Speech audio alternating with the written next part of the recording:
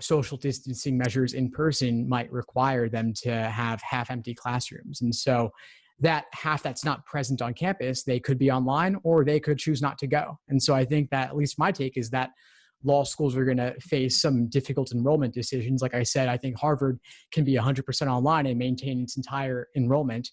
They could potentially even take on more students because there's no physical limitations. But many other law schools without the brand cachet, without the brand name, they may have a tougher time. And so I would imagine that a lot of students may want to defer matriculation for a year. And if they're able to, then those schools may have to dig deeper into the wait list, maybe lower their medians a little bit, or to maintain their medians, they may need to shrink their class sizes. And that could be obviously a financial issue for them because they have their overhead regardless. So I would imagine overall that they may have to admit more students in order to meet the same enrollment goals. But I think every law school will handle it differently. Mm-hmm.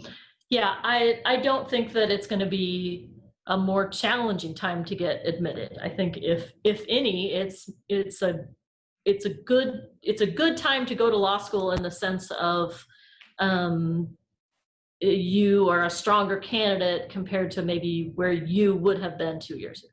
Yeah, thank you for that much more concise articulation of the idea. I think that overall, entering fall 2020 will be less competitive, and entering fall 2021 will be more competitive than average. And so if you've got your LSAT largely figured out, let's say you're taking it in July or June, July, or August to start in 2020, and you're willing to go online, you might be able to get a little bit more scholarship money and or maybe be able to get into a better law school. Alternatively, if you want to start fall 2021, like many more people will, with a greater odds of being in person, and then I think in that circumstance, it may be a little bit more competitive. But either way, of course, as I always say, despite the uncertainty, a higher LSAT score will help you get more scholarship money and get better outcomes regardless.